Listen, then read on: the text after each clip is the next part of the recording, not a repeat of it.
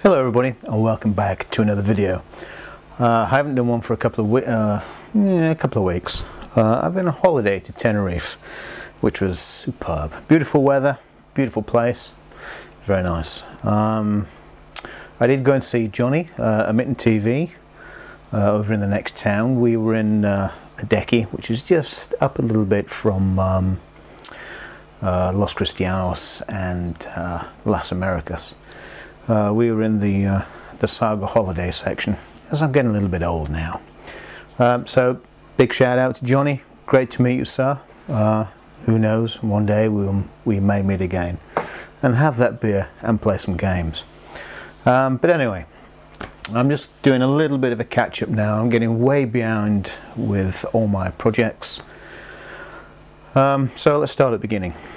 What can we see? Well, over there, the Commodore pc-20 is now running with an XT CF card little ISA thing, which gives it access to a CF card. It's got a 64 megabyte card in there, which I think 8-bit, so that'll give it 32, which is half.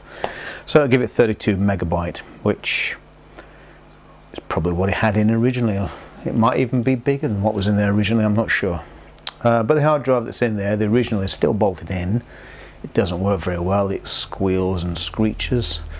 You can get a directory up, but you cannot read from a directory. So that's a bit rubbish, really. Which is a shame, because there's lots of information on there. There's no games. It's been used for I think a family computer. So there's lots of birthdays and all kinds of stuff, but I can't get access to it. But it's not my data, so stop being so damn nosy. Okay, so that is the pc-20. We'll be having a look at this again. I'm just going to mention the keyboards for a moment for an XT machine, which has been causing me a little bit of grief. But what I managed to buy, whilst quickly looking on eBay whilst I was in Tenerife, was a working, I'll rephrase that, a semi-working OK keyboard made in Taiwan. Now this is an XT80 keyboard, which is denoted by the switch there, which can select AT or XT protocols. And the difference is that the XT is the early version, which was the 5150, 5160 IBMs and all that sort of thing. Before they had the bigger keyboards with all the extra keys, and then they went to AT. But this, or the pc-20, pc-10, pc-20, is an XT machine, so it's the earlier protocol. An AT keyboard won't work on an XT. So what I have here is a cheap, a cheap keyboard with a switch from AT to XT. Not sure if you can see that. You can flick it up and down. Now it works kind of, except for one row of keys, because the membrane has actually melted on the contacts. So I was going to repair that. I thought, you know, that's not a big deal, I'll fix it. But it's a little bit yellow, it's working, it's okay. It has some strange character set on there, like Russian or something.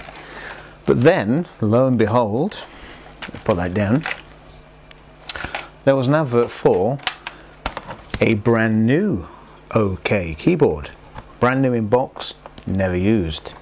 I thought, haha, this is clearly an XT80 keyboard. So I looked under the flap, under the foot, whatever you call it, no switch. But there's a hole for a switch, so I presume it's the same PCB minus a switch.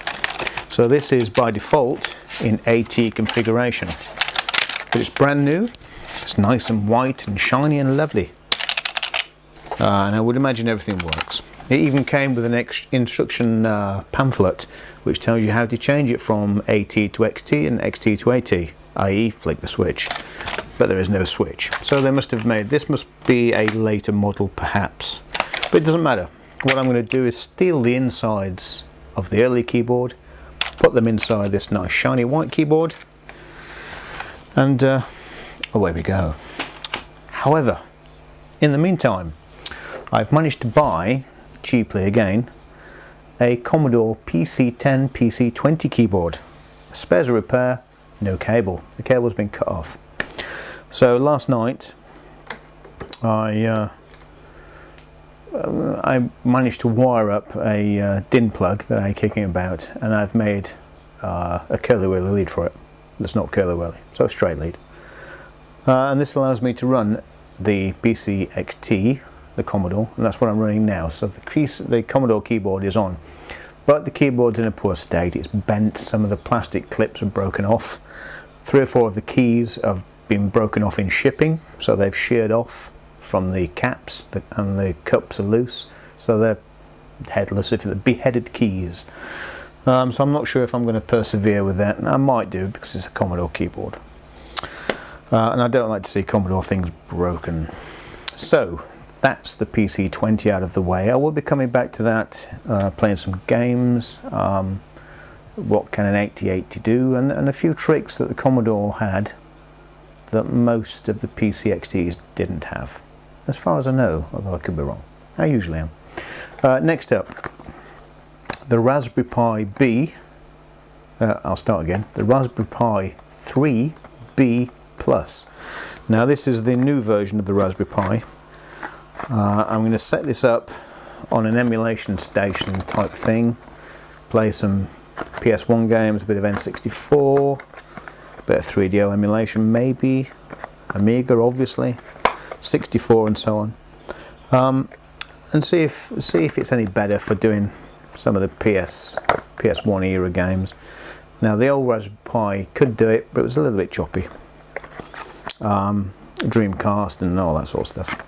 So that's that. So I'll be doing a little video on that, messing about with the Pi 3. Okay, over to the 3DO. Now my 3DO has been a constant source of pain in the neckery. I bought it working, and I should have sent it back, but I didn't. I bought it working, and it kind of worked-ish, but not really. And it's my fault because I didn't understand what the fault was, and it's not really the fault of the seller. But anyway, I thought it had a bad laser, in so much as it would read a game, which I have, Need for Speed, kicking about, wherever it is. It runs the game, it plays, it works fine, but after 10, 15, 20 minutes it freezes, stutters, and can't read the disc. I thought, aha, bad laser. So I pulled it apart, tried tuning the laser, setting the pots, or setting the pot, and didn't really get very far. It never read any better, it would always do the same. So I thought it's got a bad laser. Now unfortunately it took me, as it does, quite a long time to do all this, because I work full time and do various other things. So eventually, after 6 months or so, I thought, okay, now I've got a little bit of free time, I shall get a laser for it. I shall order one. You can't find lasers anymore, and if you do find a laser for a 3DO, a Panasonic 3DO, you're very lucky. The noise you can hear is England playing at the moment, live, or pre-recorded. They're 1-0 up at the moment. So you can't find lasers for the early FZ1, which is a bit of a pain. But I did manage to find what I thought was the correct laser from somewhere. It's quite expensive, £45 or £40, so I bought it. It is the correct laser, but they are on the incorrect rails, and the ribbon is also incorrect. So effectively it's the wrong laser. Even though it's the correct part number, it's the wrong laser. So that was a waste of time. So I forgot about it again for 6 months. But then I managed to find a creative CD-ROM blaster, or whatever it is. Let me just check. Let me in. It was, yeah, the Creative CR-563. And I bought this as an old stock CD-ROM. It's just a normal old-fashioned PC CD-ROM, but it says Creative on it, and it's got some sort of black text on the lid. I can't remember what it says, on the flap, the drawer. And it was spares a repair. I think I paid £2 for it, or £2.50, something like that. So I thought, okay, I'll whip the laser out of it, and see what it does. Now I did take some pictures at the time. Again, this is a couple of months ago, probably 3 months ago. I took the laser out, I examined the PCB and the PCB and the 3DO. They are identical-ish. I think either one of them has one more ROM chip than the other. Either the 3DO has one more ROM chip or the CD does. Can't remember which. But I wasn't interested, I was just interested in the laser. The laser is identical in every way. The fitting, the fitment, the rails, everything is the same. So I cleaned the laser, popped it in the 3DO, put the game in, and it worked straight away. So I thought, great, fixed. And I played it for 10-15 minutes. Thought, yeah, okay. Turned it off. And then came the next obstacle. I thought, I'll burn a game and see if that will work. So I burnt Need for Speed, an ISO, and it wouldn't read the disc. So I bought another make of disc, wouldn't read that disc either. So I bought Sony, I bought TDK, none worked. I think I even had one verbatim CD. That didn't work either. But purely by accident, I mentioned this in a previous video, and someone said to me, try this make of disc, whichever make it is. And I burnt the disc, turned the machine on, put it in, it worked. I thought, haha. So now I can copy ROMs onto the 3DO and try a few obscure Japanese games or whatever. Homebrew, of course. And that's what I was going to do. But lo and behold, after the machine had been on, again, 20 minutes or so, it stops reading discs, even to the point that it will eject the disc. So I've come to the conclusion that it's not the laser after all. So the laser that I took out and put into the scrap creative drive, which I think has since been binned, isn't faulty at all. What I think is its capacitors. So not only have I thrown a good laser away, but I've been barking up the wrong tree, as they say. So I suspect I have a capacitor issue. Either the power to the laser or the power from the PSU or the power from something to something to something isn't adequate, or it's warming up and failing or something like that. So at some point I will pull it apart, probably change the capacitors and find out what the problem is. So that's another project. So between that, the Pi and the Commodore PC, that's quite enough to cover. However, I do have more. I have here a particularly nice condition Amiga 2000 motherboard. It's much better condition than mine. It has no battery damage at all. My board's full of jump wires because it's had battery leakage, which I don't like. It annoys me hugely. So what I'm going to do is I'm going to fit this Amiga 2000 board in my Amiga 2000 or my 1500, as the case may be. But what I'm going to do first is I'm going to do a comparison of the different versions. I now have in my possession a 1986 Amiga 2000, which is a Rev 4, I think. Anyway, something like that. This is a Rev 4.4, which includes a Buster chip and 1 meg of RAM.